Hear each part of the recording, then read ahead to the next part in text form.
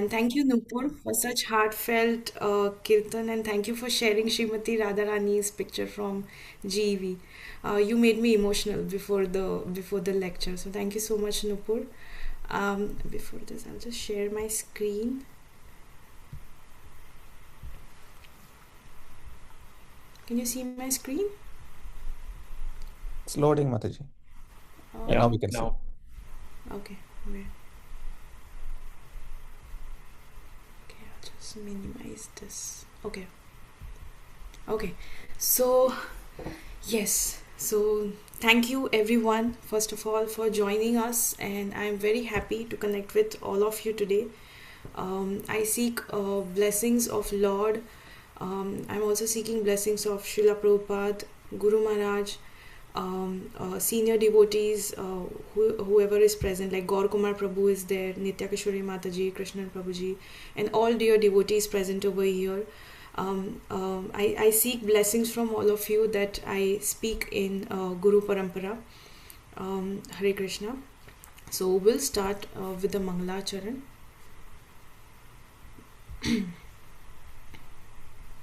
Okay.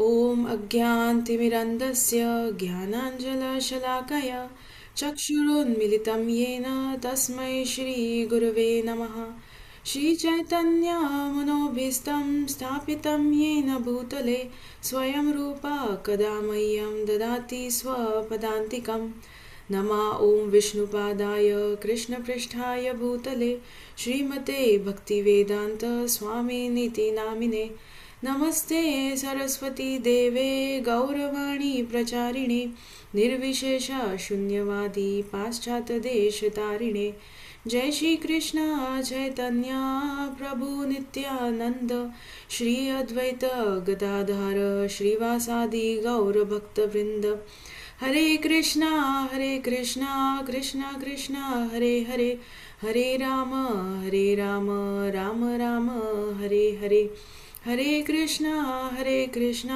Krishna Krishna Hare Ram Ram Ram Hare Hare Hare Krishna Krishna Krishna Hare Ram Ram Ram Hare Hare Hare Krishna. Good evening to all devotees. Um, okay, so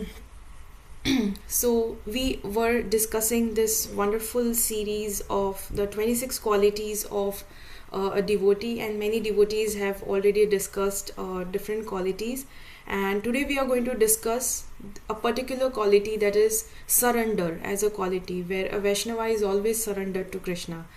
So again, today's session is going to be extremely simple. The discussions will be like there are going to be discussions, and the discussion will also be simple. And majorly, like, I have taken the content from a video of His Grace Shubha Vilas Prabhuji, and some of the articles from His Grace Chaitanya Charan Prabhu.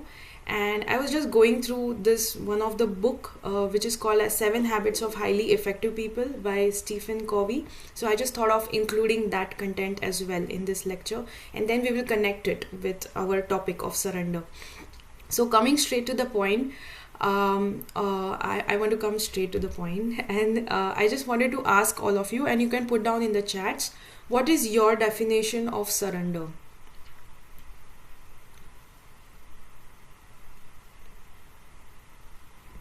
You can unmute and speak, or if you want, you can also put down in the chat.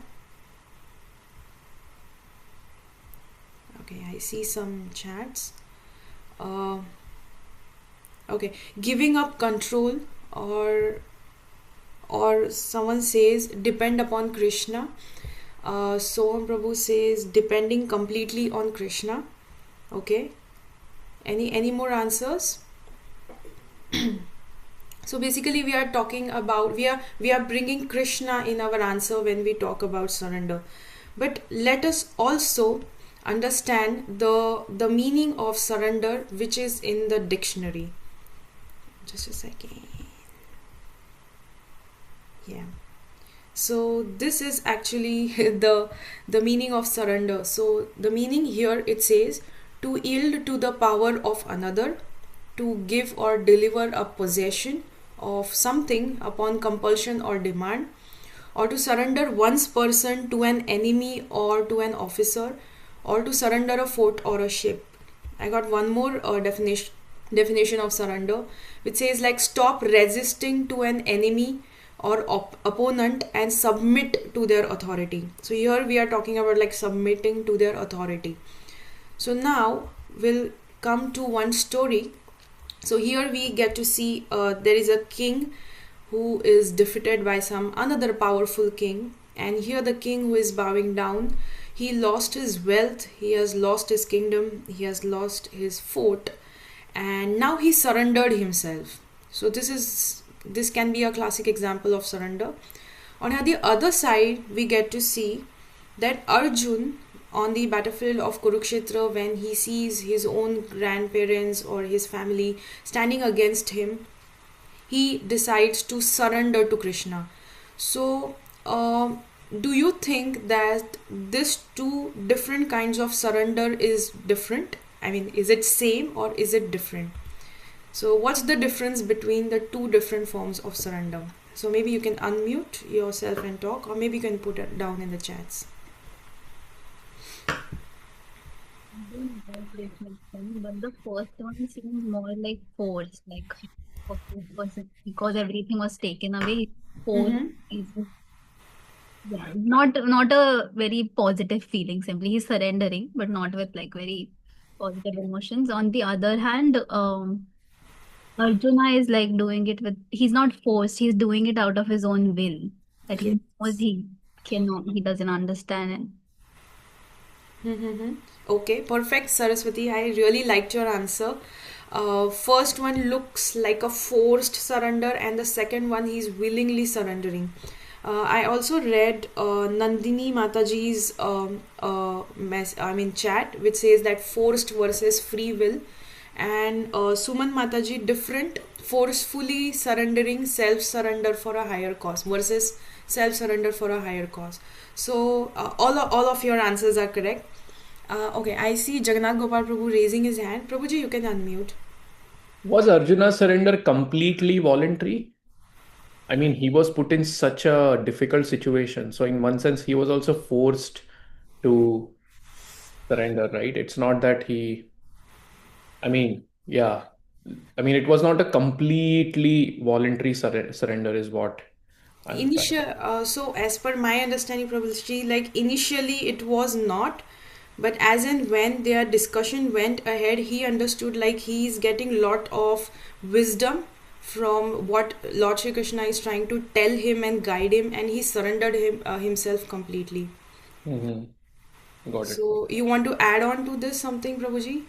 No, that makes sense. That makes sense. Like he says, Karishe Vachanam Tava in the end, Mm-hmm. which I agree is voluntary. But in the beginning, when he says, He my just wants to give up in the beginning. yeah, he wants to give up and he wants to give up. And initially, he wants to give up, but then later on, he doesn't understand what to do. He Yeah, gives up his Gandiva. It's almost as if, like, it's very externally saying very similar to both are very similar because even this guy has no choice.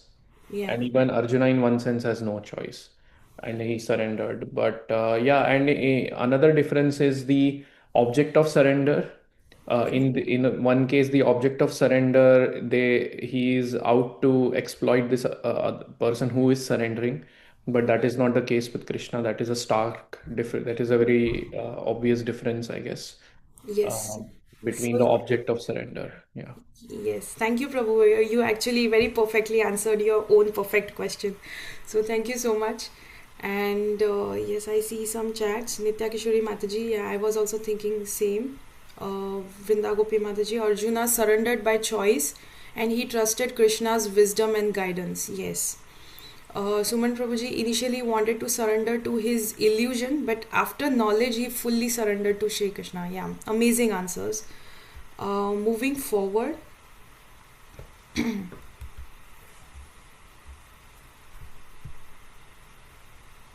Okay, so here we get to see that a king defeated in war, he may think. I just missed out some few things. Just a second.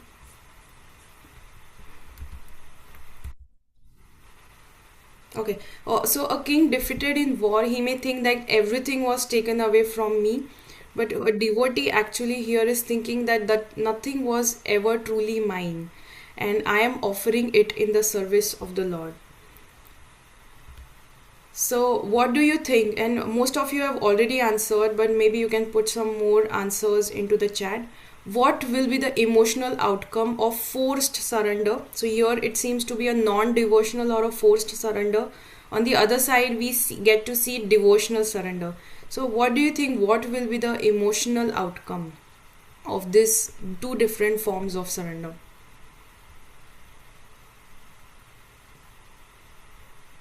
Hare Krishna. Yes, Hare Krishna So Prabhuji. Hare Krishna. So the forced surrender is almost surrender in the mood of tamas, and the devotional surrender is in the mood of sattva. So because one of them is so the emotional outcome will be the emotional outcome of who, of the surrenderer or the person who is Of the surrendering to. person on the screen, the person who is surrendering, what will be the emotional outcome of that person? It'll be fear, it'll be anger, one of those, that'll be the emotional outcome. And what can be the emotional outcome of a devotee or a person who has surrendered to Krishna? It'll be either it'll be awe, or it'll be respect, or it'll be love at the optimum state. Okay. Thank you, Prabhuji, for wonderful answers. And I also get some answers from Nupur, where she says that forced, defeated, sad, disappointed. This is the emotion that he is going through. And Jagannath Gopal Prabhu says freedom versus bondage. We get to see freedom in devotional surrender, and we get to see bondage in the forced surrender or a non-devotional surrender. And then Suman Mataji says like disappointment, hurt, rebel versus bhakti or blissful. Nupur says devotional, peace, relief. All your answers are correct. We'll just move to the next. So here we get to see in the table, I tried putting it in the table. So forced surrender versus the devotional surrender. Here we feel the loss, we feel forced, and here it's a voluntary offering. You do it by your will, because we all know that Krishna gives us the free will.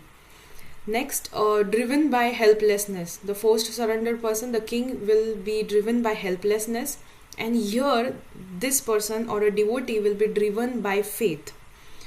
Next, the person, the king, will feel humiliated after surrendering, but after surrendering, a devotee feels the shelter of the Lord. Then in the forced surrender, the identity of that king, it feels like it's completely collapsed. But when a devotee, after surrendering to Krishna, he feels that his identity is more deepened. So here we get to see that like Krishna talks about soul, and like how we are part and parcel of Supreme Personality of Godhead. So his identity is deepened over here. In forced surrender, we get to see there is going to be resentment towards the victor, and the person or the king may feel like taking revenge in future. But in devotional surrender, there is a gratitude towards divine. Forced surrender, it's like I had no option and therefore I am surrendering. But here the devotee will always like consciously choose to surrender to Lord. Here in the first case, in the forced surrender, the ego of the king is wounded, he is hurt, and here the ego is purified. So these are the differences, and we all the answers were extremely like enlightening, and just I tried putting down in the table. Going next. So now we are going to discuss this beautiful topic of Vibhishan Sharanagati, And when we talk about Vibhishan Sharanagati as an incident, or when we talk about Vibhishan as a character or a person or a devotee, we are going to connect with ourselves, and we are also going to talk about our own taking of shelter of the Lord.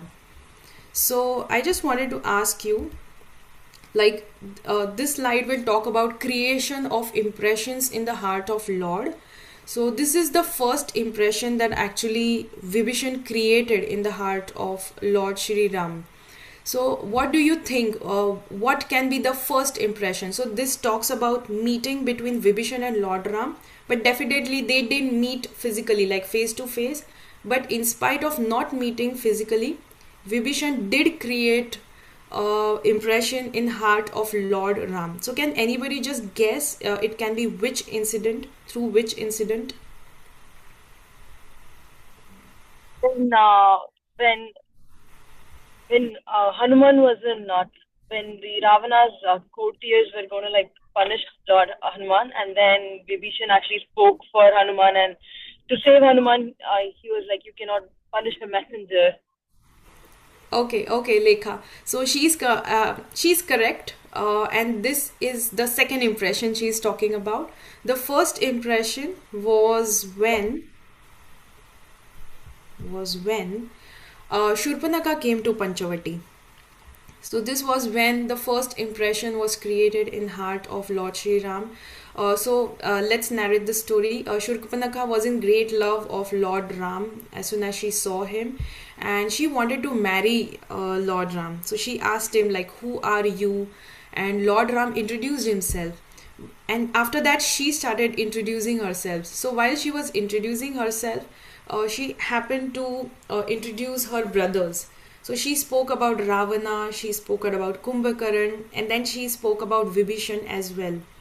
And when she introduced Vibhishan, she said that Vibhishan is a dharmatma. She said, Vibhishanastu dharmatma natu rakshasa cheshtita. That's how she introduced Vibhishan. So she said that Vibhishan is a dharmatma and he has no qualities of a rakshasa. So, like, apparently she was saying that he is the odd man out in the family. He's the wrong person in the family. He is completely misguided person and he doesn't fit into our family. So while she was trying to stress on that point that he is completely odd man out, what really caught Lord Ram's attention, and that was the word dharmatma. The word dharmatma actually caught attention of Lord Shri Ram, and that was the first impression of Vibhishan that was created in the heart of Lord Shri Ram. And let's also understand like why she called him Dharmatma. So we all know the story that when Ravana, Kumbhakaran and Vibhishan, they perform Gangor Tapasya to please Lord Brahma, and Lord Brahma appeared and gave each one of them a boon. And when Ravan and Kumbhakaran asked for a boon, they were asking for great powers and abilities. They also asked for immortality. But when Vibhishan asked, he said that, "My dear Lord Brahma, give me a boon that I never give up dharma in my life. In even toughest of situations, let me not give up dharma." So therefore he is called as Dharmatma. So these impressions are created in the heart of brothers and sisters first, and that's how sister introduced it to Lord Shri Ram. So Vibhishan, like, in spite of being in association of demons like Ravana and Kumbhakaran, in spite of being born in the clan of Rakshasas, he was not at all affected by the peer pressure. And that's the type of power or the inclination that actually attracts the heart of the Lord. And I generally feel like being in the family of a devotee and becoming a dharmic person is much more easier than being in a family of non-devotees. And then after that also you try to stay dharmic. That requires a lot of strength internally, and that was the first impression. So we are moving towards the next impression. This is the second impression. And as Lekha Mataji rightfully said, that it was actually Hanuman was in Lanka, and he was tied up and brought up in front of Ravana.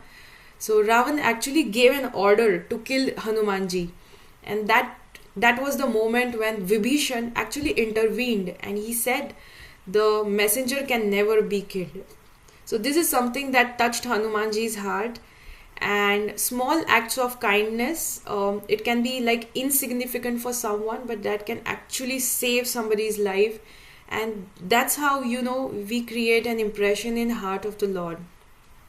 And Hanumanji, when he saw that Vibhishan actually saved his life, he went to Lord Ram and he shared all what that happened in the court. And this again created the second impression.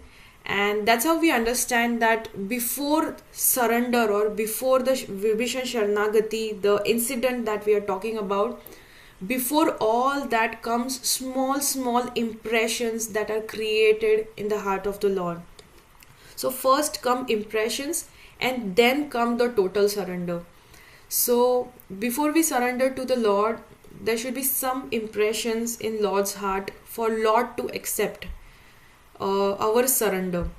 So these can be small actions or small steps. Like even we as devotees, sometimes we feel like we take small step and small actions in our devotional life, and we tend to take it very easy. We think that it's quite insignificant, but that's how we are actually creating impressions in the heart of Lord.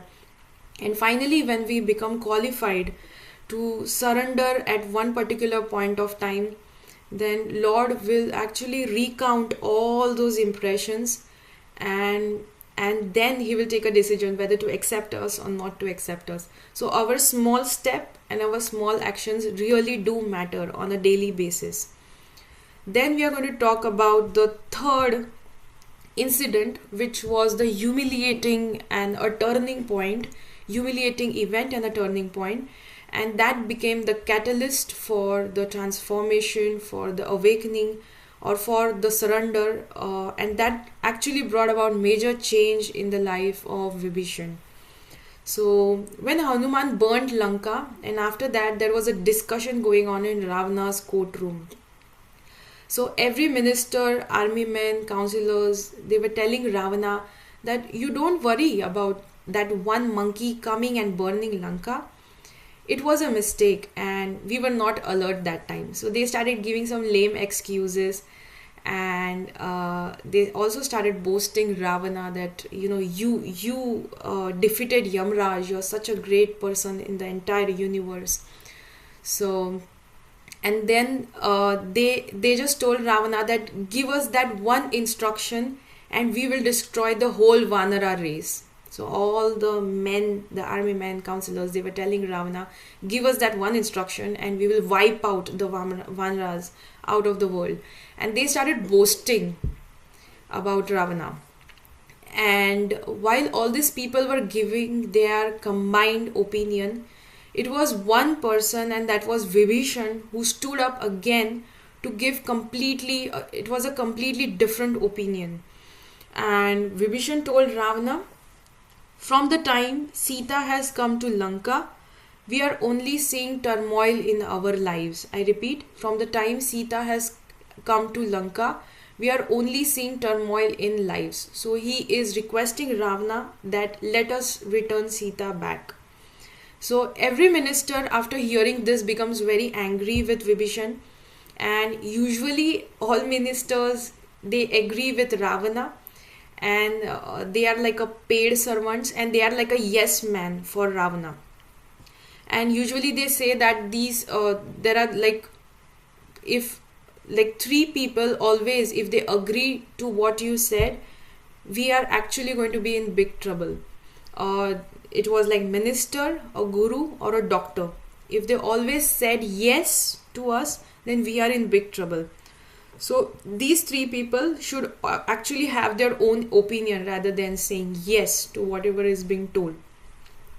So every leader should have at least one person in their life who can tell the truth without flattering. They can show you the mirror, they can have their own perspective, their own opinion. And actually having such people in our lives who actually respectfully agree to disagree is really a big gift in our life. And we should all have like at least that one person who disagree with us, because that can be a person who is speaking truth. Mataji, who are the three people? Doctor, Guru, and It's minister, minister. Acha. guru, and doctor. So Ravana had ministers in his courtroom, and they were the yes men for Ravana. Only one person stood up against Ravana. Moving next. Okay. So now we'll take a small detour from the story of Vibhishan, and we'll try to understand a content from this book, that is 7 Habits of Highly Effective People. I just recently started reading it, partially, not entirely, and I found this very interesting, and I wanted to share with you all. And definitely, I'm pretty much sure like you will be able to connect this with non-violent communication by Aishwarya Mataji, and at the same time we will try to connect this particular content with Vibhishan. So moving forward, so these are the 4 quadrants again, and they particularly mean that what is our mind framework and how do we interact with others. So just to give you an idea, this is I win, you win. This is the kind of thinking that we have, the mind framework, and that's how you advise or you talk. In the second quadrant, it's like I win, you lose. In one of the quadrant, it's like I lose and you win. These are very humble people. And in this particular quadrant is like I lose and you lose. Okay, so I hope this is clear. At least the quadrants are clear. And here we talk about the courage at the bottom. So this is about respecting yourself, and on the left side we see consideration. So how much do you consider others? How much are you respecting others? So at the bottom you see how much you are respecting yourself, and on the left side we see how much you are respecting others. And that's how we get to see like someone who is like having that mind framework, like I lose and you win always, is a person who is weak and is a person who is nice. And similarly you can see in all different quadrants. So I'm assuming that I'm clear in explaining these particular quadrants. Now we'll go in detail. So first quadrant we can talk about is win-win, where we think and talk about win-win situation. Win situation for me and win situation for yourself. And it talks about cooperation and coordination. It talks about mutual benefit, let me benefit, let you benefit. And it's not like your way or my way. It's the better way, which is the higher way. And no deal means that there is no contract established and we agree to disagree. So this is the win-win quadrant. The next quadrant we are going to talk about is win-lose quadrant, and this has an authoritarian approach. Like I get my way, you don't get yours. I am going to think about myself, I am respecting myself, but I am not going to respect you. So they use their position. So these are the people, they use their position, they use their power, they use their personality, they have so much of properties or possession, and they get their way. This particular quadrant, that is lose-win, is I lose and you win. So I lose, you win mindset. So these kind of people, they say like go ahead, have your own way with me. They are going to be the peacemakers, and they are going to be the people pleasers. And now interestingly, when I was reading, I really liked this, where we say that the win-lose people, the people who are having that mindset, will always love the people who has this particular lose-win mindset, because they feed on them, they complement each other. So it's for their advantage, and they can easily take advantage of them. But the problem with lose-win quadrant is that they bury a lot of feelings within them, and in some time later in their Everton, you have it? lives. Sorry. Sorry about that. I'm so sorry.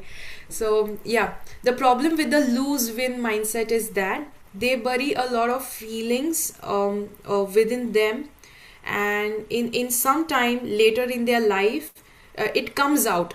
All those feelings comes out in form of illnesses or stress. They have a lot of resentments, etc. Last, we are going to talk about lose lose quadrant, when actually two win lose people come together, uh, and when they are very stubborn, it's going to be loss for both the sides. The result is going to be loss, that is lose lose.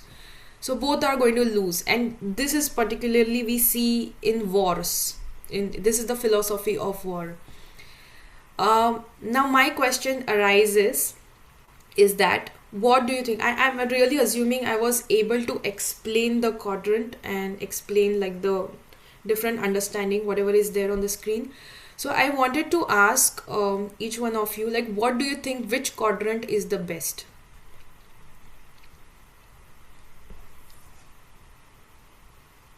Win-win. Okay, win-win. Who said that? Me, Nupur. Okay, Nupur. Okay, thank you. I'll just read the chats as well. Why did you write no deal there, Mataji? Either you win or you lose completely. I mean, you mutually, there is not going to be any deal. Acha. Mutually, there is no manipulations happening, first of all, like in win-win, but there is no deal. It's not going to be a deal. There won't be any contract that will be established. And But from a divorce, sorry, go ahead. sorry, go ahead, Mataji. Yeah. Yeah. No, you finish that thought process, bro.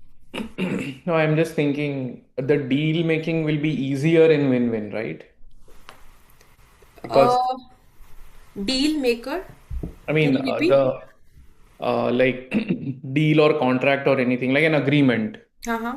it is easier to rather more sustainable to come to an agreement when you're tough also and you're nice also, in the sense that you're putting forth your point at the same time you're considering the other person's Okay, point of so that. we know that both the people, they are talking to each other, they have win-win thing in their mind.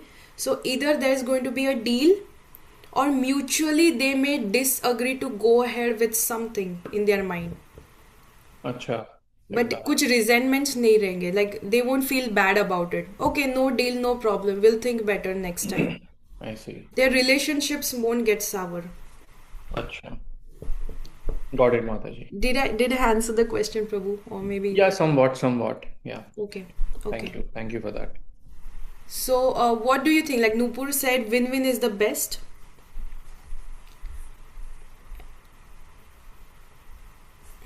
Anybody else? I'll just check the chats. Saying yes always is destruction. Yes. By Marshall Rosenberg. Okay. I agree with Nupur. Devotee perspective, lose win seems like the better way. Lose and win seems like a better way. Okay. Meaning, okay, even if I lose, I want you to win. Very rare, but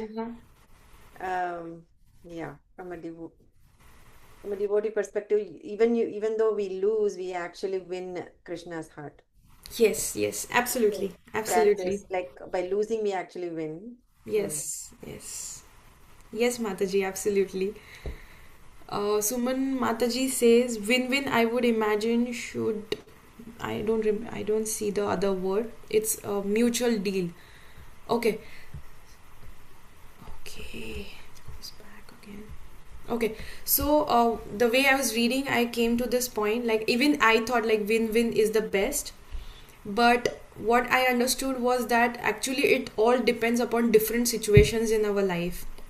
So win-win is ideal, but let's say there is a football match and a footballer team, they cannot be in the win-win mindset. They have to be in win-lose mindset. They cannot think that let me also win and let the other footballer team who is representing the other country, let them also win. So they cannot have this mindset of win-win. They need to have the win-lose mindset. Also, as Nitya Kishori Mataji also like pointed out, like being a devotee, and from a devotee perspective, lose win is the best, because if we really value relationships, and we would like to go in lose win quadrant, so that we can preserve the relationships. Like let me lose this time because I want you to win. So this is the quadrant for like lose win. And now moving forward, thank you devotees for giving wonderful answers. Moving forward, what do you think Vibhishan's advice falls into, like which quadrant? So I repeat his advice. He said, from the time Sita has come to Lanka, we are only seeing turmoil in our lives, so let's return Sita back. So what do you think? Like Vibhishan's advice is actually, it's inclined towards which quadrant?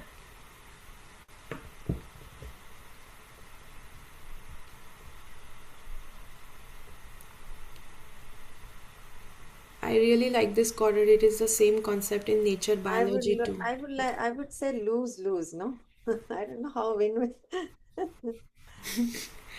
Can you explain, Mataji? Because because he's actually losing Lanka, so losing Sita Mata is the best. I don't know. I think I'm confused. okay, I'm so sorry. It's actually a little bit confusing. I'll go a little bit slow. Anybody No, you're else? fine. You're fine. Okay. I'm just thinking Yeah, I would about repeat his advice again if that gives you an hint. From the time Sita has come to Lanka, we are only seeing turmoil in our lives. So let's return Sita back.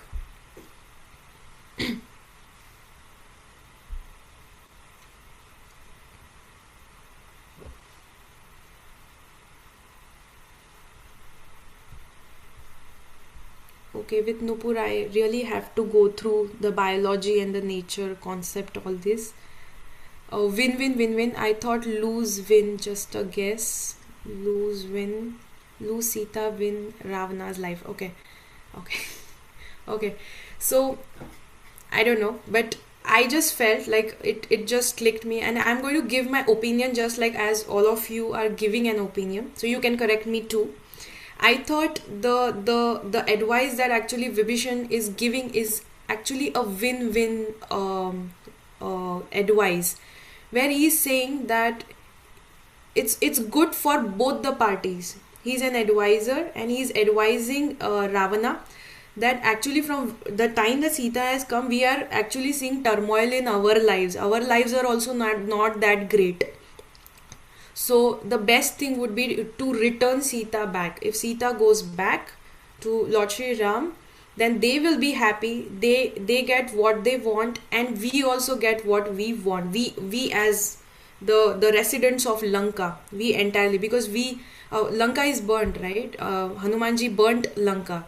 So that was my understanding that Vibhishan is trying to say, and Ravana is stuck onto this particular quadrant, and that is win lose, and he is always in that quadrant, like I win and let them lose. I want Sita Maharani to stay in Lanka, let them lose. So he is very stubborn over there.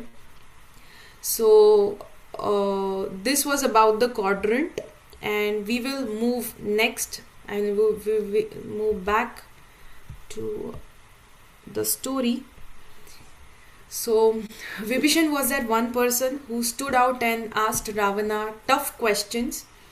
And Vibhishan tells Ravana that you are in big trouble from the time Sita has come into Lanka. And at that time, actually, Indrajit got very angry with Vibhishan, and he said that you are like a blot in our family, and you are creating so much of disgrace to our Rakshasa's race. So Vibhishan told Indrajit that you are still a kid who is drinking milk, and I am talking to your father. So Ravana really got angry at this point of time, and what he did was he actually kicked Vibhishan with his left feet. So in Vedic culture, it is said that someone who kicks the other person with the left feet, it's actually an insulting kick. And today, nowadays, like a kick is a kick. It doesn't matter whether it's from a left feet or a right foot. But Ravana kicked him with the left foot, and along with that, he actually was kicking Vibhishan. Along with that, he was kicking the Raja Lakshmi, that is the goddess of fortune. Much later in Ramayana, we also get to see that Kumbhakaran during the war, Kumbhakaran is actually appreciating Vibhishan. And actually, Kumbhakaran is actually telling Vibhishan that we are on wrong side and you are on right side. So Kumbhakaran knew that he is on wrong side and Vibhishan is on the right side. But Kumbhakaran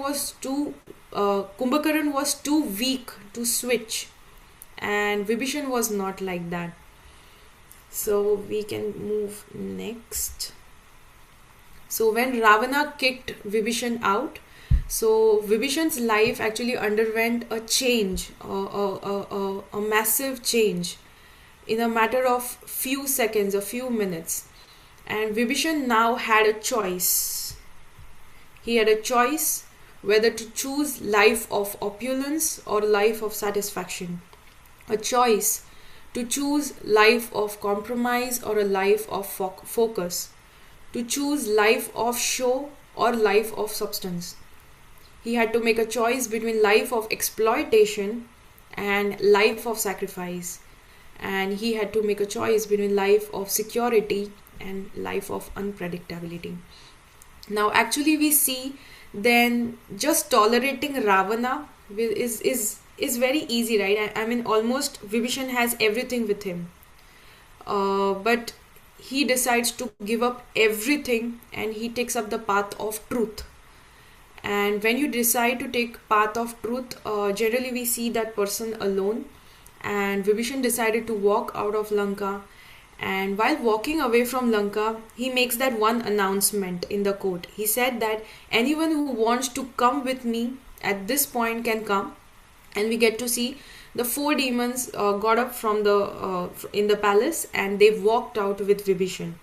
So in total, these are like 5 people, 1 Vibhishan and 4 demons. And Vibhishan took only mace from the palace, from the Lanka. That's all. So I just wanted to ask you this question. So before asking question, I wondered, is this page visible to all of you? The page that I'm trying to share? Yes, Mataji.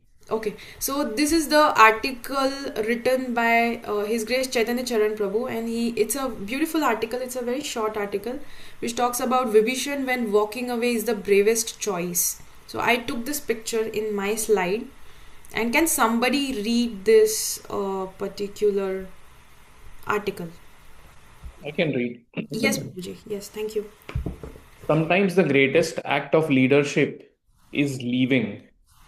Vibhishan was Ravana's brother, a trusted advisor, a royal insider. But when Ravana refused to return Sita, Vibhishan spoke out. He was mocked, insulted, and finally exiled.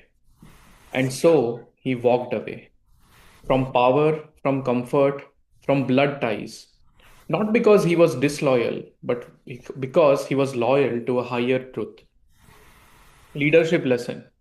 Leaders must sometimes make hard choices, choosing principles over popularity, truth over tradition. Vibhishan didn't abandon his people, he stayed loyal to Dharma. Takeaway for today's leaders. What are you willing to walk away from? To walk in integrity? Okay, so thank you Jagannath Gopal Prabhu for reading this article, because I wanted, rather than me explaining, the best thing will be to read Prabhuji's article and then coming back to the question that he asked towards the end. So what are you willing to walk away from to walk in integrity? So anybody has any answers to this? It can be at the personal level.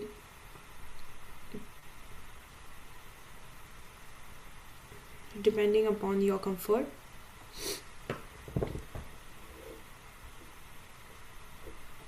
I would say walking away from compromising your values to walk into integrity. Okay, okay, very nice. Is it Suman Mataji? Yes. Yes, thank you, Mataji. Walking away from compromising your values and walking towards integrity. Absolutely nice, Mataji. Anybody else would like to say, or you can put in the chat? You mentioned if we are comfortable, and comfort is something we sometimes have to walk away from Yeah. to walk in integrity. Not always, but yeah, sometimes. Yes, yes. Always need to, sometimes need to walk away from comfort, yes, to walk in integrity. Thank you, Jagannath Gopal Prabhu. Any more answers?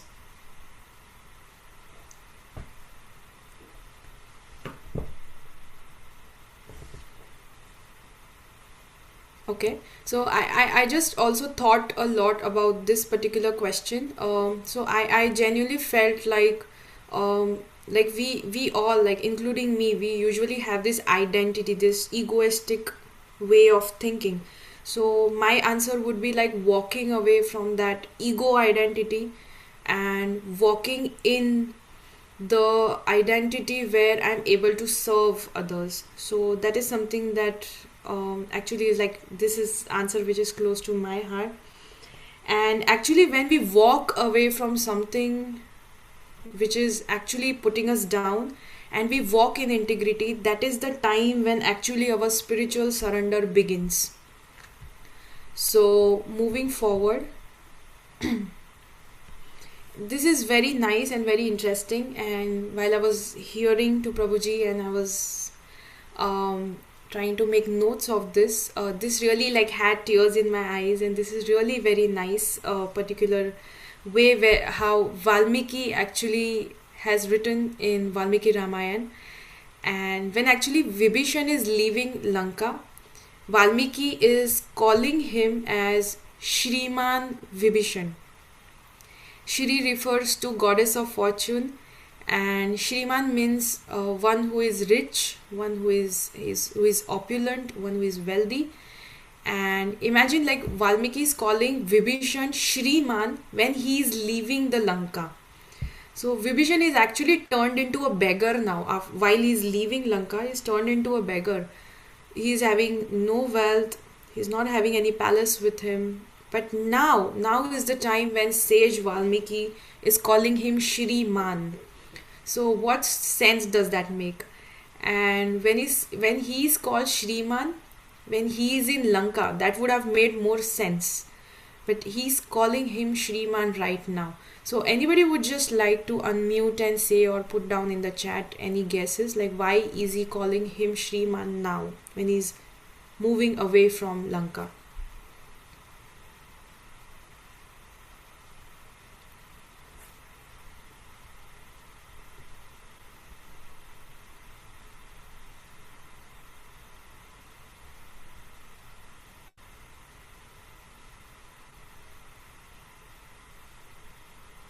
This is just a wild speculation. Mm-hmm. Like he had asked for a boon, right, from Brahma, so that he stays with Dharma always. So his boon, he actually got that boon. So this is proof that he got the boon when he was walking away. Okay. And when you Very nice answer. Very thoughtful answer, Prabhu. Very thoughtful answer. You were saying something? when you receive boons, or rather when you receive what you ask for, you consider yourself wealthy or like that. So he Wow. asked for sticking to Dharma even in tough times, and that's what he got. Yes, yes. Wonderfully answered, Prabhuji. Wonderfully answered. Very nice. So, I would like to add on to what Jagannath Gopal Prabhu said. So, because now he has actually lost everything, he has got the greatest opulence, and that is the lotus feet of Lord Sri Ram. And that is why Vibhishan is called Shriman from this point of time. He has lost all his material wealth, but he gained the greatest wealth, and that is lotus feet of Lord Sri Ram. And that's how he gets the new title of Shriman. So he's been titled as Shriman Vibhishan after this. Moving forward, so now we will come to a whole discussion on what really Sharanagati is or surrender is.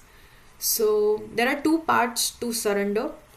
When Vibhishan was traveling airways from Lanka to where Lord Ram camped, he meets Vanaras there, and he and two demons had his hands folded. So we get to see Vibhishan and two demons behind him, their hands are folded. So that meant that actually I have nothing now and you are greater than me. So when we have this mudra, this is called as Anjani Mudra, it means that you are greater than me and I have nothing now. A lot of times in our lives we need to keep our hands folded. So in Mahabharata also we get to see this story when Ashwatthama actually during the war he shoot Narayan Astra towards Pandavas, which is a very extremely powerful Astra. And Pandavas fought with the Astra. The more they fought, the more powerful it became.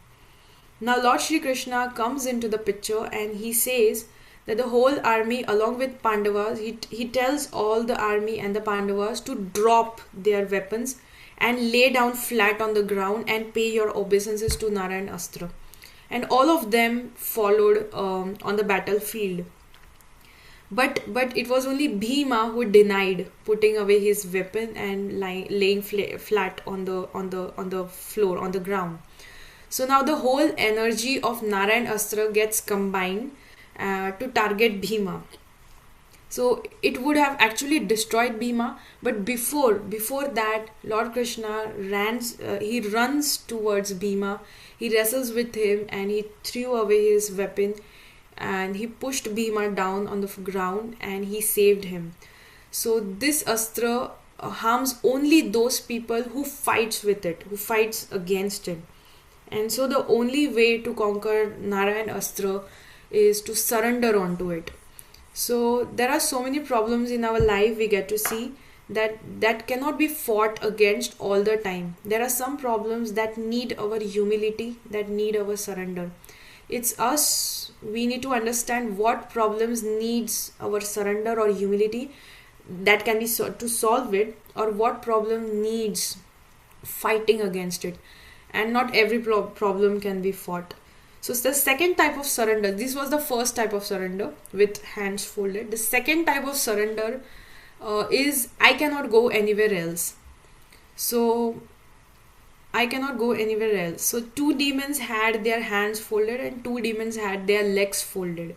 So folding of legs actually indicates that I cannot go anywhere else and I don't have options in life. And here also we get to see that in today's time the problem that we all face is that we have many options nowadays before surrendering to Lord. Our mind keeps on finding different options instead of surrendering to Lord. But the devotee of the Lord who is really sincere will always close all the options around and will take that one option to surrender onto the Lord. That's it. And devotee doesn't take shelter of any other processes or different personalities, etc. Moving forward, that's what Vibhishan is trying to tell the monkeys. Now he starts communicating with the monkeys. And Sugriva, in a very different way, he says that Lord Ram is busy. You can come later. But Vibhishan stresses on this point that please help me to surrender to Lord Ram right now. Because right now I have the desire to surrender and please don't make any more delay. If you delay, my mind may change. I belong to demon. I belong to Rakshasa clan. My mind may, change with time. So mind can give different ideas. So Vibhishan was very clear what he wants. And Sugriv thought that Vibhishan is very clear. And Vibhishan is holding a mace actually. But the more powerful weapon that he is using, even more powerful than mace, is the folded hand. uh, because Sugriv knew that if Vibhishan goes to Lord Shri Ram with folded hands, Lord Shri Ram, him being very merciful, immediately he will give him the shelter. So Sugriv found this quite dangerous at that time. Moving forward, later on, like, he goes to Lord Ram and tells him that Vibhishan has come, and now what do we do? He's like asking for your shelter, and Lord Ram asks all the monkeys a question like, can I give shelter to Vibhishan?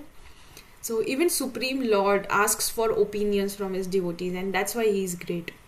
And different Vanaras started giving different opinions, and Sugriv says that we have come here to kill demons. Like, if we make friends with demons, people will think Ram has no power.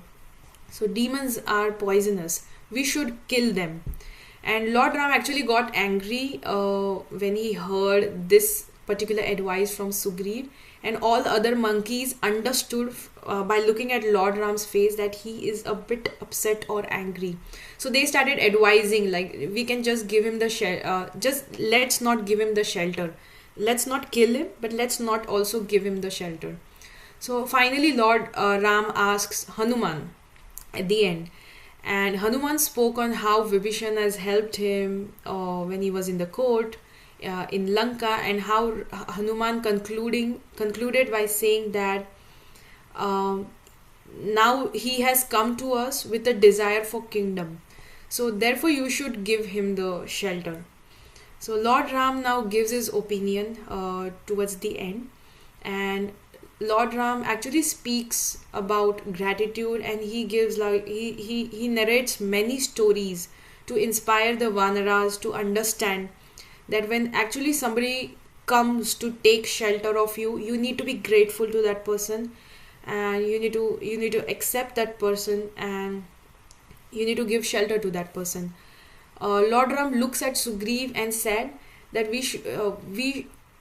you said we should not trust Vibhishan because he has let down his brother, and somebody who has let down his brother, how can we trust him? So Ram says, what about you? You let down your own brother Vali, and how can we trust you then?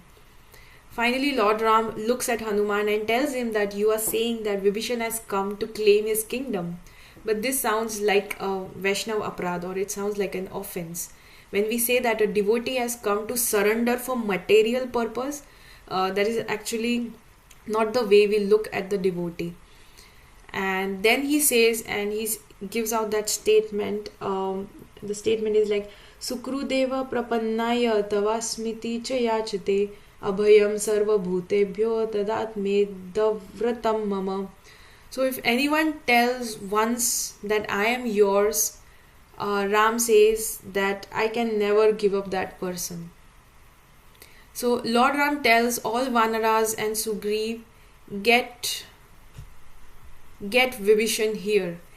And Sugriv now thinks, how do I prepare Vibhishan for surrender? So should I ask him to take bath in the river and prepare him for the surrender? So Lord Ram immediately stresses on the point, the time he's ready for the surrender, do not delay. Let him come to surrender at that particular moment of time. So Vibhishan comes and takes shelter of Lord Shri Ram, and Lord tells him that you are part of my family and you are my fifth brother. So imagine, like, Vibhishan lost his brothers, Vibhishan lost his family, but Lord Shri Ram has accepted him as his family. And now he becomes Ramakula, that is, he is now part of Lord Shri Ram's family. And Lord Shri Ram immediately coronates Vibhishan as king of Lanka. And Ravan is still alive, but Vibhishan is already coronated as king of Lanka. So now, but after that, Vanaras keep on asking him question that what if Ravana surrenders now? Ram says, whoever comes, get them to me, I will accept their surrender. Vanaras said that you have already given Lanka to Vibhishan. What will you give to Ravan? Lord Ram says that I will make him the king of Ayodhya. Then Vanaras ask, what about Bharat? Lord Ram says that I will make him King Bharat as the king of Vaikuntha. And then Vanaras ask, what about you? And Lord Sri Ram says that I will travel in all the three kingdoms and serve them. So this is the greatness of Lord Sri Ram, and this was the whole idea of Sharnagati and how Vibhishan surrendered to Lord Sri Ram, and the essence of the whole incident in is very is very essential, and that can always inspire us in our own spiritual journey. So I'm almost towards the end of the lecture. I would like to end with the quote of His Holiness Radhanath Swami Maharaj. If somebody can read his quote, it's on surrender. Do not think that if you surrender to God, you will be loser. You will not lose anything except bondage, frustration, and suffering. That is all you will lose. That is all you will lose. What we lose is bondage, frustration, and suffering. Thank you, Saraswati.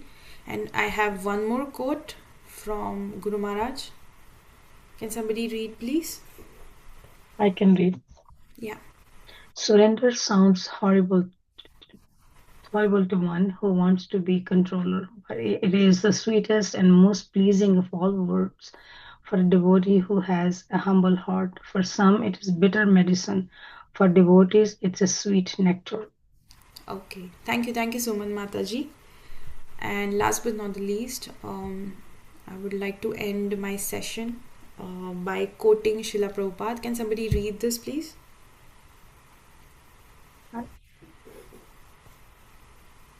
I can read if you want. Yeah, so but Mataji, you can go ahead. Krishna is there in your heart, and the more you surrender to him, the more he takes charge. And seeing your sincerity, he will give you all facility for increasing your service more and more. Hare Krishna. Hare Krishna. Thank you so much, Mataji. So thank you, everyone. I know that my class was a bit short today, but thank you, everyone, for joining, and I hope that I tried creating the thirst in everybody's heart to surrender to Lord in small way, definitely. Thank you, Thank you, everyone. Mataji. Very nice and very well prepared class.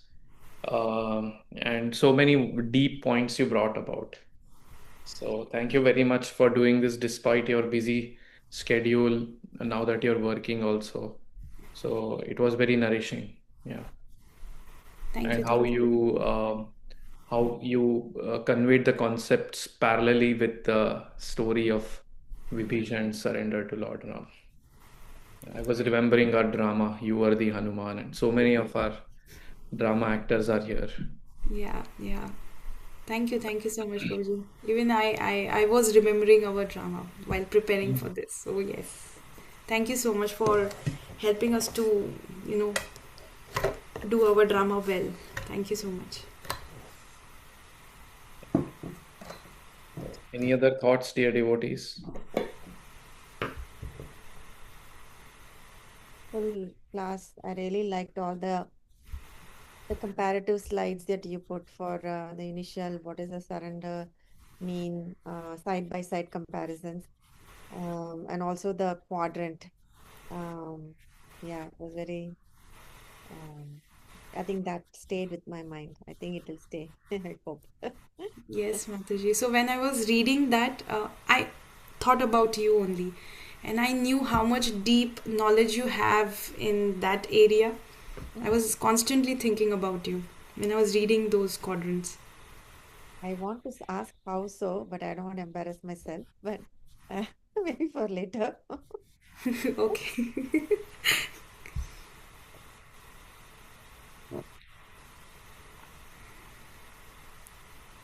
Okay. Any final thoughts? Yeah, I would like to thank Mataji, like very nice classes, pictures, and stories you brought up. And thank you for referring to various sources as you did. And I also like the quadrant very much. I'm also a visualization person, so it helps me to like think. And how I really, what I liked about the quadrant was it was not the way I was thinking, like the way I said win-win, but you brought the circumstances where win-win cannot be possible given today's world, like even the war as well. like the Bhagavad Gita, the Kurukshetra war, it could not be a win-win situation between Arjuna and Duryodhana. So Yes. I really liked how you brought that up, and other points, other stories as well, and the folding hands, the surrender with folded hands. That was beautiful as well. Like I do not pay attention, and how you like uh, dissected it. That it is like, what was the exact line? Like the person above me, like the person I'm folding the hands for is my master, something like that, right? Mhm. Yeah. I really liked it, like paying attention to what we are doing and knowing the meaning of that. So thank you. Now, next time I'll join my hands even for the prayer. I'll remember you for that. So thank you for that as well. Thank you so much, Mataji. Thank you. All Thank you so glories to much, you. Mataji. Hariva. All credits goes to different Prabhujis whom I have been like listening to prepare for this class, and I have just heard it. I made my notes and I'm just sharing with you also. All credits goes to them, and I'm very happy you liked. I mean the surrender part, the comparison, the quadrants, and everything. And I'm very happy um, to listen from you. And at the same time, thank you so much for giving wonderful answers. So one funny thing I loved was you said, so Ravana kicked Vibhishan with his left foot. You said today it doesn't matter, a kick is a kick. Whether it's with the right foot or the left foot doesn't matter. True, That was true, true. funny to me. And then Google, actually, I was searching a picture where actually Ravana is kicking with left feet. Ah, nice. Yeah. Glad Okay. you did put that in your drama. Yeah. We didn't have space. Devotees were coming and sitting all the way in the front. Already I was struggling to make devotees go back. So Our it's, Ravana is too sweet to do those things, I guess. yeah.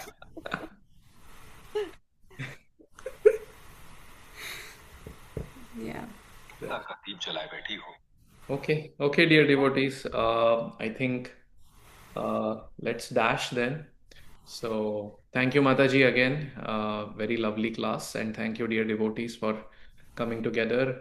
We'll meet next Tuesday for Nadia Kishore Prabhu's class. And after that, which is the 26th of May, we will not be meeting because a lot of us will be coming back from Sadhu Sangha. Will be either en route or they'll we are going to still be there, like me and my family.